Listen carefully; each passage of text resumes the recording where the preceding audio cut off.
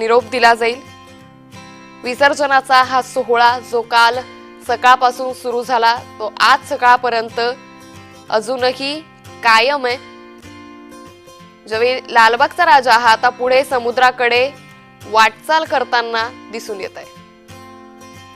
तर या संदर्भात अधिक माहिती घेऊयात आमच्या प्रतिनिधी ज्योत्स्ना गंगणे यांच्याकडून। ज्योत्स्ना, मुंबईकरांचा उत्साह हा एक अंशी सुद्धा कमी झालेला दिसून येत नाही। पावसाची हजेरी या गिरगाव चौपाटीवरती पाहायला मिळते, काय अधिक माहिती? अंकिता, अगदी बरोबर आहे। गिरगाव चौपाटीच्या अगदी समोर आपण उभे आहोत, जिथे माझ्या मागे तू बघू शकते की मोठ्या संख्येने जे आहे गणेश भक्त आणि त्या गणेश भक्तांना जे आहेत ते सगळ्या सोयी सुविधा आणि खास करून सुरक्षा पुरवणारे आपले पोलीस कर्मचारी जे आहेत त्यांच्या इथे गाड्या लागलेल्या आहेत। मोठ्या संख्येनं गिरगाव चौपाटीवरती जे आहेत ते गणेश भक्त येत असतात, खास करून लालबाग राजाच्या दर्शनासाठी, ज्यांनी गेले 10 दिवस जे आहेत मुंबईची खासियत म्हणून ओळखली जाते लालबागचा राजा, जे वर्षभर ज्या लालबाग राजाची वाट पाहिली जाते, 10 दिवस हा गणपती उत्सव जो आहे तो चालतो आणि त्यानंतर लालबागच्या राजाची जी आहे ती भव्य अशी दिमागदार एक मिरवणूक जी आहे ती मुंबईमध्ये निघत असते आणि या मिरवणुकीमध्ये सुद्धा मोठ्या संख्येनं गणेश भक्त जे आहेत ते सामील झालेले असतात। खास करून महाराष्ट्राच्या प्रथे परंपरेप्रमाणे जे आहे ते लालबागच्या राजाची मिरवणूक निघते।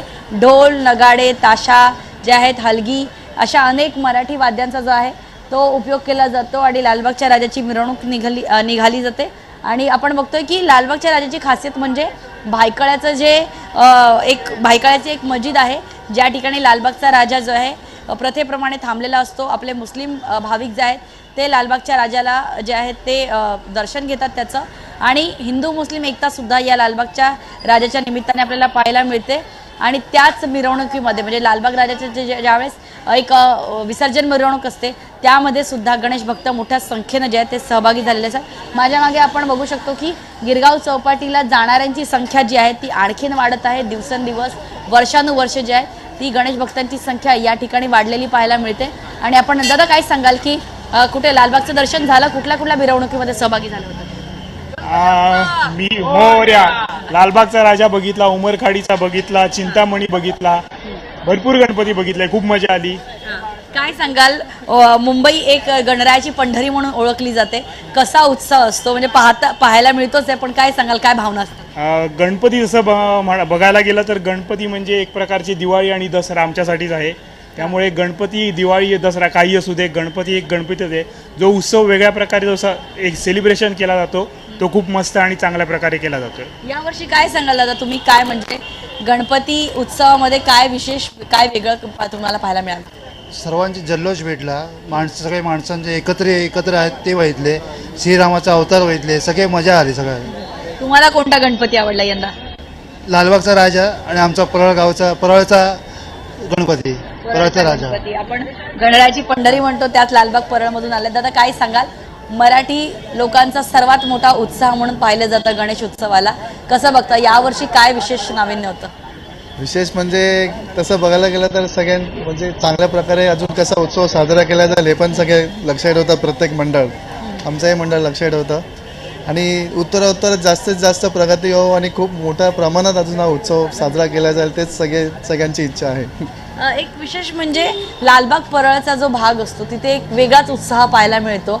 अगदी परदेशातले नागरिक सुद्धा त्या ठिकाणी जे आहे ते आपल्या गणेश मंडळांना भेट देत असतात, सार्वजनिक गणेश मंडळांना भेट देत असतात। तेव्हा कसं वाटतं, म्हणजे फक्त धार्मिक सण नव्हे तर आपला एक दिमागदार सोहळा म्हणून सुद्धा हा ओळखला जातोय? हो, ओळख वाटते का?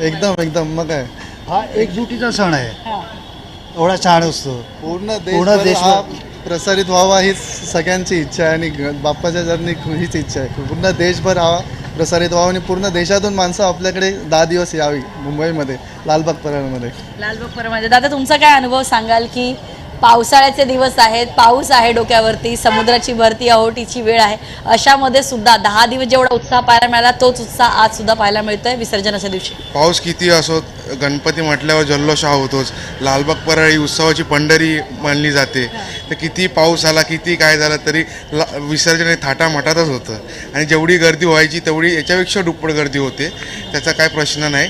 आणि गणपती हा सण 365 दिवस लोक 11 दिवसासाठी खूप वाट पाहतात आतुरतेने, आणि हे ते 11 दिवस जेव्हा जातात तेव्हा प्रत्येकाच्या मनात गणेश भक्तांच्या मनात एक अश्रू असतं, ते आनंदाचे अश्रू असतात की आपण पुढच्या वर्षी कधी लवकर निश्चित येऊ, ज्योत्स्ना, गणपती त्यामुळे कधी त्याची सेवा एकंदरीतच करू. आता या सगळ्या गणेश भक्तांचा उत्साह हा शिगेला पोहोचल्याचं पाहायला मिळतंय. अगदी काही वेळात लालबागच्या राजाची आरती होईल आणि त्यानंतर लालबागच्या राजाला तराफ्यामध्ये बसवलं जाईल आणि त्यानंतर बाप्पाला अखेरचा निरोप दिला जाईल. पावसाची हजेरी या गिरगाव चौपाटी भागात पाहायला मिळते. मात्र तरीही या गणेश भक्तांची गर्दी मात्र काही कमी झाल्याचं दिसून येत नाहीये. लालबागच्या राजाचा तराफा हा विशिष्ट पद्धतीनं सजवण्यात देखील आलेला आहे.